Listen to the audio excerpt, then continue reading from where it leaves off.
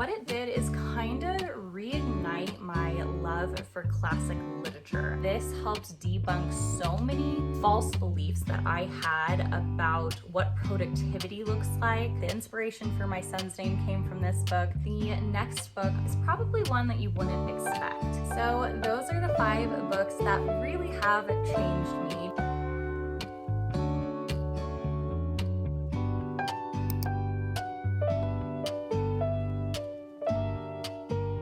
Hi friends, how's it going? Welcome back to my channel. My name is Jenna if you are brand new here. Today I wanted to talk about books, but specifically the books that have really changed me in various seasons of life. The book either came to me when I needed it most or in an unexpected way that helped change my relationship to either books itself, maybe reading in general, or just the way I think. And so interestingly enough, there's only one kind of self-help genre book in this category. The rest are fiction. And so I just found the books that were most transformative for me came to me at a certain period of life and changed my relationship to kind of taking in information and reading more books like this. And so that's kind of the nature of the change that it had on me. So I'd love to go through what these are with you, starting first with Pride and Prejudice by Jane Austen. It is not this large, don't worry. I got this collection of Jane Austen novels from a bookshop in my college town of Santa Barbara. And so it's this beautiful presentation of Jane Austen's works from Sense and Sensibility, Pride and Prejudice, Emma, Northanger Abbey, Persuasion, and Lady Susan. So I bought this when I was in college because I loved Pride and Prejudice so much. So I actually read Pride and Prejudice when I was a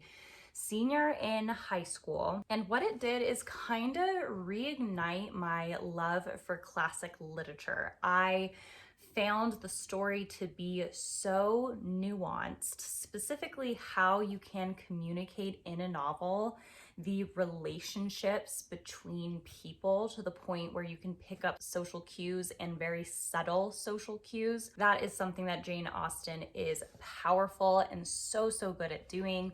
Also, I really looked up to Jane Austen as a novelist of her time and really breaking through the male dominance that happened in the era that she was writing in. And so I really saw her as a role model of sorts. And this, I believe Pride and Prejudice is to credit for my English major, and I was actually a double major in communication studies and English. And so I think Pride and Prejudice really helped push me in that direction, really made me love classic literature. And for a long time, that is actually what I would read in. So this is the first book that really changed me. The second book on the list was actually a required reading from my communication studies major, and it is The One Thing by Gary Keller and Jay Papasan. This actually helped me discover the self-help space. I became so intrigued by it. This helped debunk so many false beliefs that I had about what productivity looks like, about what you have to juggle in order to be productive. As a multi-passionate person, I was definitely under the false belief that you have to multitask in order to get things done and in order to be productive in life. This so debunks that. It talks about when there's no such thing as multitasking in the human brain. It's just distracted single tasking. And so this actually was the gateway to many other fields of thought that I discovered after this.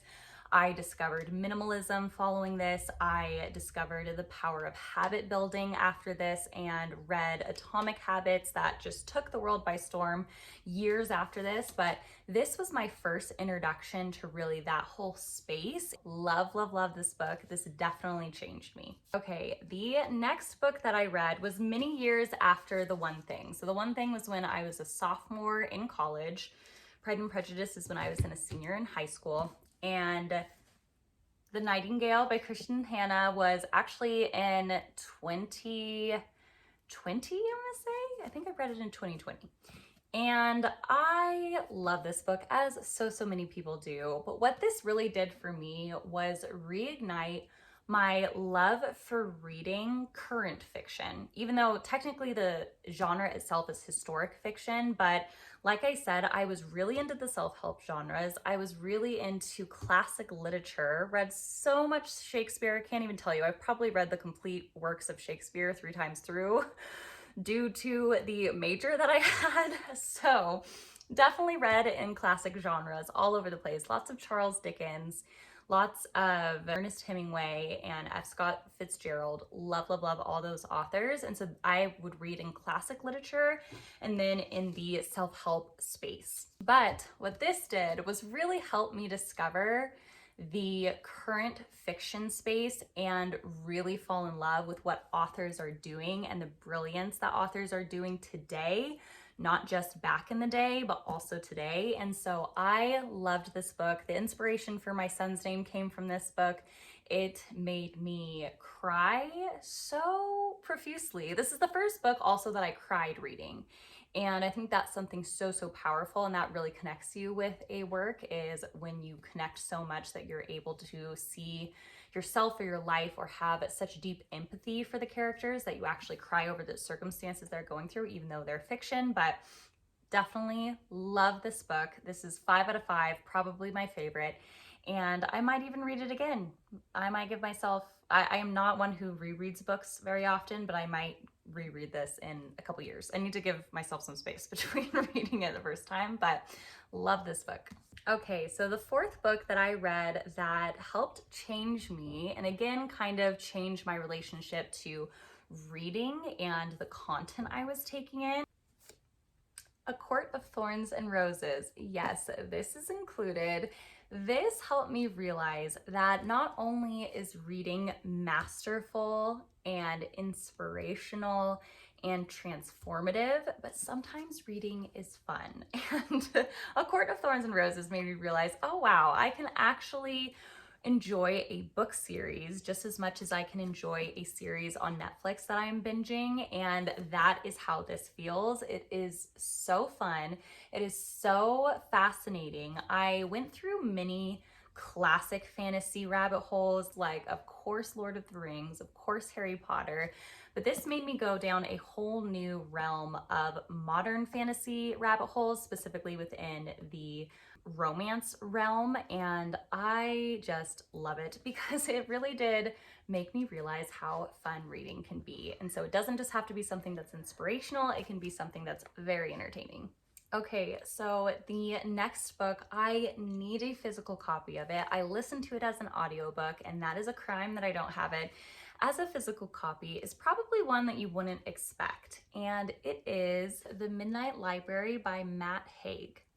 Now, this book, like I said, listened to as an audiobook. It is one that a lot of people have consumed, but I think would maybe rate it in the kind of 3-star, maybe 4-star territory. Definitely not one that's incredibly transformative for a lot of people. For me, it really was, because I could see myself so vividly in the character, in the way that she was seeing herself in various lives. And so not necessarily what she was going through personally, but it embodied what my brain does all the time, which is thinking, okay, if I made this decision at this crossroads, what would my life look like if I made the decision there? And just realizing that there are so many decision points in our lives, from who we're going to marry, where we're going to go to college, where we're going to live, where we're going to vacation. With all of these different decision points, it means that our life can look and turn out so differently. And that thought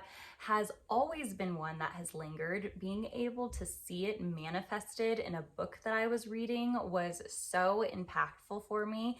And it really helped me do a lot of self-reflection while reading that. It made me realize that although there are dozens upon dozens of outcomes that can happen in life based on these various decision points, the path that I'm following now is the perfect one. It is the one for me there could be another life in which, yes, I would be happy following it, and I might have a different set of talents.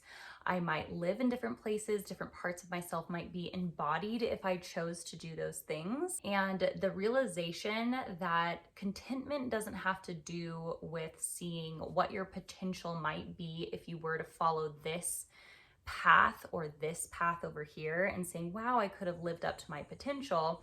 Like in the book, when she realizes like, oh, I could have become an actual musician, and then seeing the unhappiness that came there, or the consequences that came from certain pathways that she followed, is there's always a give and a take. There's always a, con, like there's a list of pros and cons for every decision that you make. And so it just provided me with so much self-reflection, made me realize that contentment is a state of mind that we choose regardless of our circumstances. Of course, I knew those truths before, but just seeing my thought process so embodied in a work of fiction was so helpful and transformative for me when it came to just being content with life as it is now. So those are the 5 books that really have changed me, changed the way that I think, have changed my relationship with reading and taking in information, and I treasure each of these 5 books so, so deeply. I would love to hear if you have any that are like that in your life, whether a book came to you at a perfect period of life where you absolutely needed to hear it, whether it was something that was transformative and really debunked a lot of myths that you were following in your life, or whether it was just something kind of fun and lighthearted that got you into reading and made you realize, wow, we don't have to be like super, super deep with this. We can actually have some fun when it comes to reading. So I would love to hear if you have any books like that that have impacted you that deeply. So thank you so, so much for watching this video. I am so grateful that you did. If you liked it, please remember to give it a little thumbs up and to subscribe to my channel for content that might be similar to this in the future. I cannot wait to catch you on the next video. Bye, friends.